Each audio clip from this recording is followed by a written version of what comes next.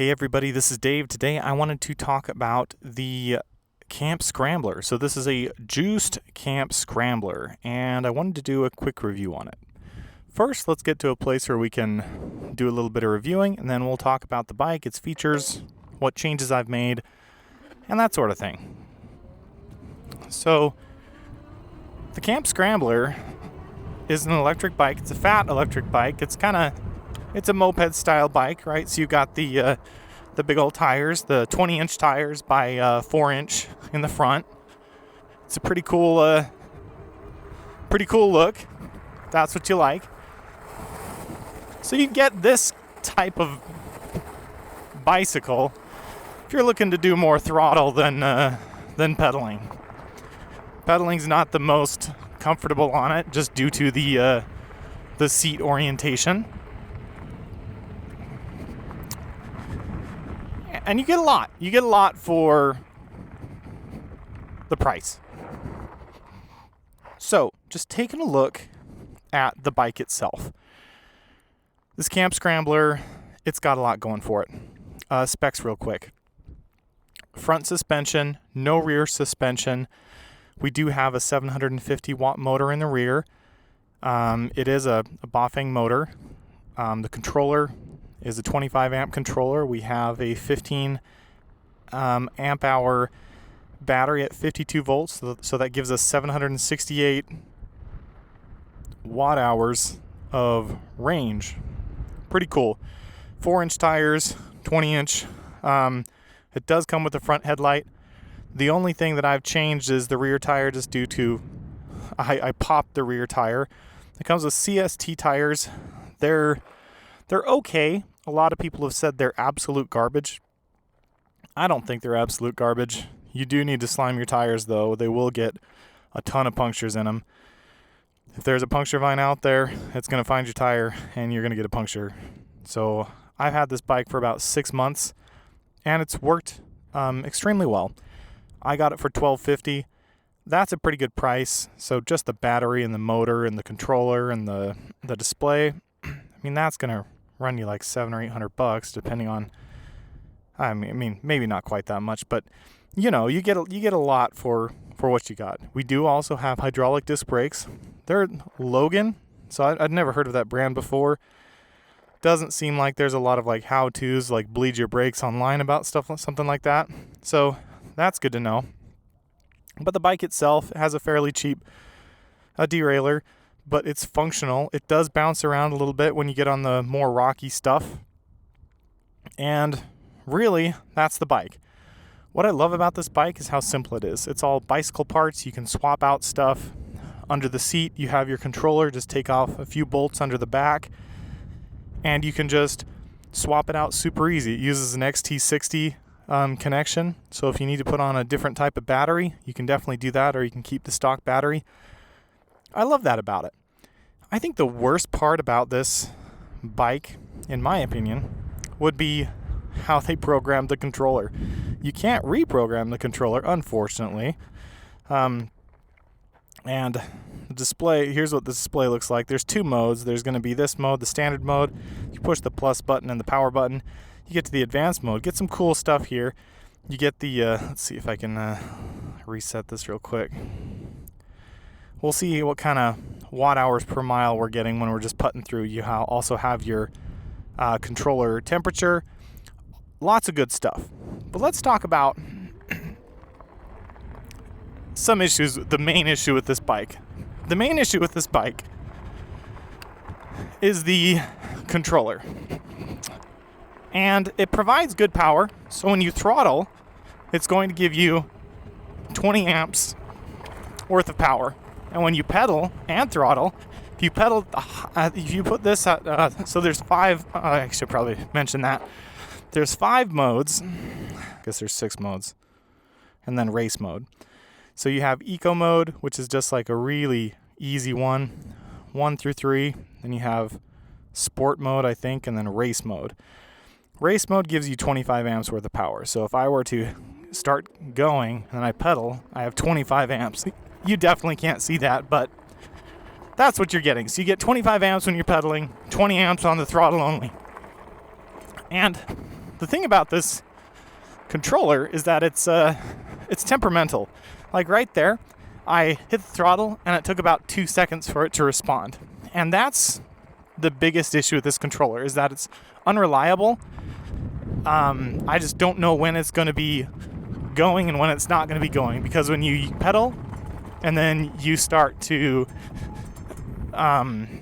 use the throttle as well, it can get a little confusing. And there's certain issues which it has a hard time with. For example, right here, I'm on a slight incline and I'm in race mode, and I'm going to twist the throttle and I'm just going to try and barrel up this hill. This bike can easily get up this hill. It's not a big deal. And it stopped. Let's try that again. Let's look at the throttle.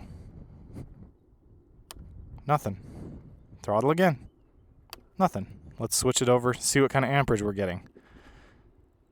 It gets 10 amps, 13 amps, and then it cuts out. So what's actually happening here? This is definitely like a safety feature that they built in. But if the rear tire, this rear tire over here isn't spinning, it's going to cut the power to the motor. So if you do something slightly different, you kind of have to learn how to ride this e-bike. If I pedal and do the throttle at the same time, then I should be able to get up the hill no problem. And really all I need to do is start the rear wheel to spin, and then it's going to apply power. So there you go. Just half a turn, and then I was able to make it up the hill. So there's a couple of things with this controller that are just a little strange.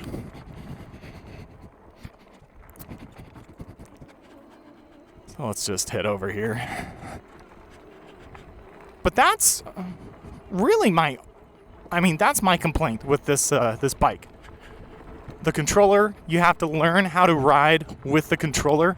You can't just take it and go flying. You have to be a little patient with it. But other than that, it's a really awesome bike. And again, like I said, I've had it for 6 months and it's been working phenomenally.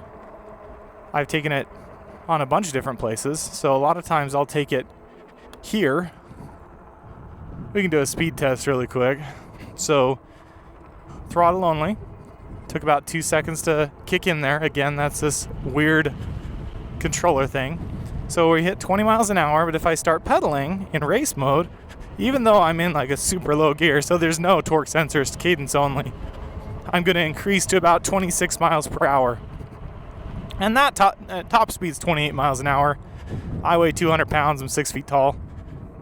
Max for me is going to be about 26 and a half on level ground. But I'll take it on little dirt paths like this. I'll take it on some slightly more gnarly stuff. If you start to get into really gnarly stuff, you're going to start really screwing with the derailleur in the back. So the way I've found that I like to ride this sort of stuff is I'll have the gearing really low. I'll have it in first gear, the highest gear, the biggest chain cog, however you say that. And then I'll use that to get up all the small stuff. And then if I want to go fast, I'm just limited to 20 miles an hour. And that works out pretty well. Oh, and this shifter, by the way, it's just a shifter it's a right-hand shifter that they flipped upside down. So definitely some cost-saving things with this bike that you can see. But, it works out pretty well. So I've had this for 6 months. It's totally worth the money. You definitely do need to think about swapping out your tires. They may pop and you may have an issue with them, and it's gonna be potentially a problem for you. Okay, I'm gonna have to pedal to get up this. So just like that, it's really nice to have that extra torque from the pedals. And my bottom bracket is starting to get a little loose as well, I think. So I may have to do some work there. But really, it's a sweet bike. Ugh, lots of sand there. Oh, my goodness. All right. We kind of ran this out. So, would I buy it again? Yeah, I'd buy this again. And the really only thing I've done to it is I've swapped out the rear tire. And this is actually pretty cool. I did a video on this. The rear tire is actually a motorcycle tire.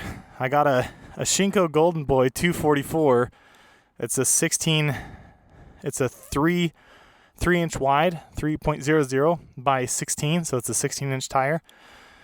And that fits perfectly on it. And it works really well. And I don't think I'm going to have an issue with any sort of punctures with that. Anyway, that's my review of the CampScrambler, of the juiced CampScrambler. It's just been a great bike. And I've had quite a lot of fun with it. So, yeah. And now we'll just do like a post-review ride, I guess. Just finish this up, like trying to get up this hill. So, not enough power to get up there. That's okay. It was a little ambitious. So here I'm just using throttle only, just to kind of putt around. Okay, main review's over. More than welcome to just take off now, but I'm just going to putt around and kind of show you some nuances. So, letting go of the throttle, pedaling, engaging, stopping, throttling, letting go, engaging, and it jerks back and forth quite substantially. So sometimes you're not quite sure when it's going to engage and when it's not going to engage. So there's all that. Okay. Oh, pretty low.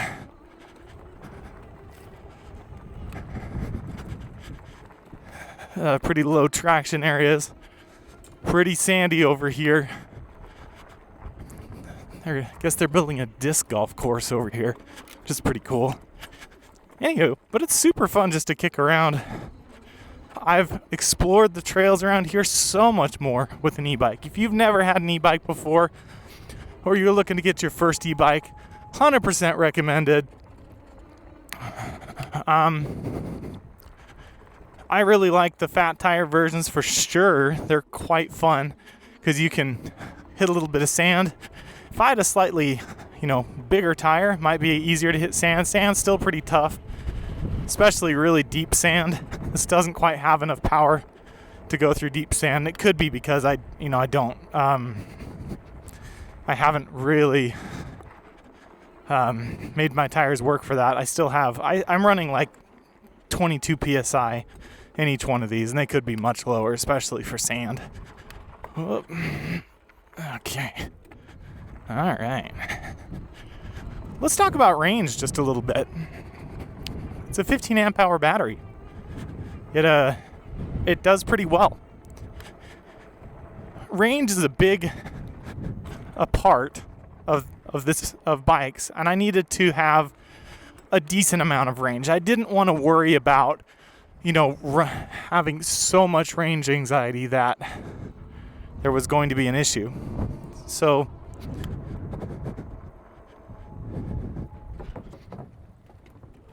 on your left. Hey. So in the dirt, we're going to be using a whole ton of power.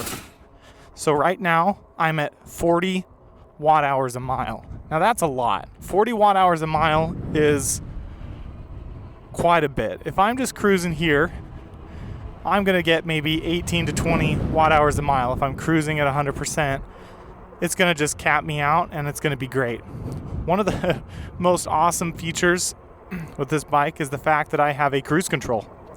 So if I hit the minus button for 3 seconds while I'm throttling, boom, I'm on cruise control. I can ride without hands. This is not a super balanced bike, so it's tough to ride without hands. You have to lean one side.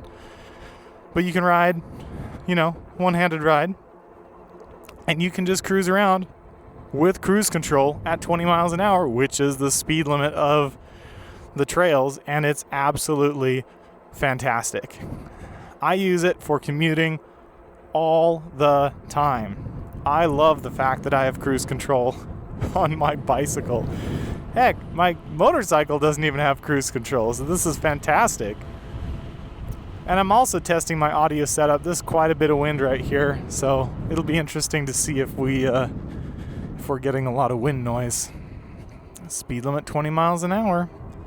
So let's hit this again. So I've been off of the dirt for very little time, and already I'm down to 37.6 watt hours a mile. So we get pretty good range.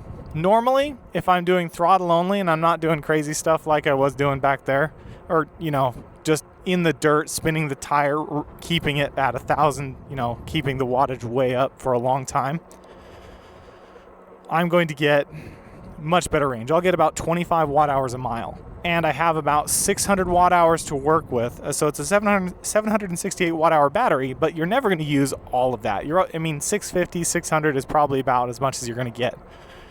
That gives you a total of 35 miles for me. 200 pounds, 6 feet tall. That's what I'm going to get on this bike. And that's just fine. 30 miles is plenty for me to cruise all around here. I can spend about 2 hours on this bike and just cruise around, have a good time. And then when I'm done, I'll take it home. It comes with a 2 amp charger. So the 2 amp charger takes quite a while to charge this. From going 0 to full, it takes about 7 hours to charge the entire battery from dead to full. So keep that in mind. You can get a slightly faster charger, but it hasn't been an issue for me. By the time you've spent 2 hours on the seat, you probably won't, it kind of starts to feel like a 2x4 and you want to get off of it anyway. Another thing that you want to note is the temperature of the controller. So we're just cruising around, wind's kind of blowing. If you're hitting the dirt and hitting a lot of hills a lot, you're going to get up to 90 Celsius on the controller fairly quickly. It's going to take 15-20 minutes if you weigh what I weigh and you push it and use as much throttle as I use. You're going to get the controller is going to be pretty hot pretty quick.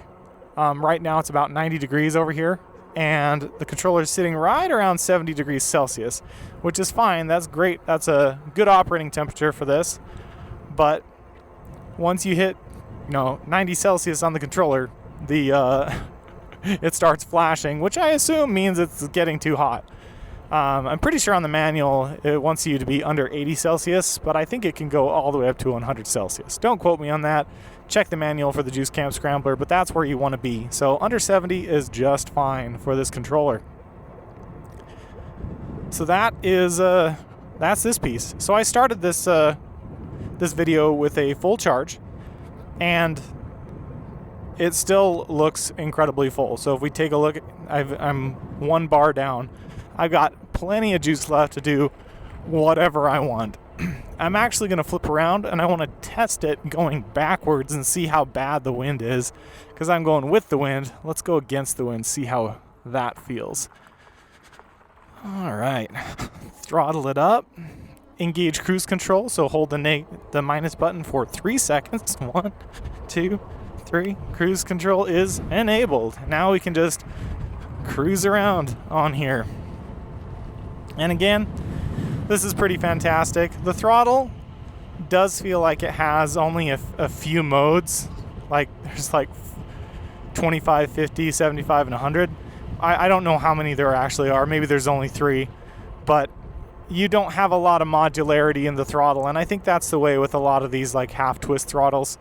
They'll get better over time. And then also, if you're on cruise control, if you pull any of the brakes or change any of this on the display, it's going to cut off the cruise control. So if I just tap the brakes, kind of like you would in a car, it'll kill the cruise control. So that's pretty cool. But this is it's been an amazing bike just to cruise around. I spend way less time in the car now that I have this bicycle, and I love it. I love how easy it is, and I love the banana seat. Well, that's the end of this video. Thanks for watching.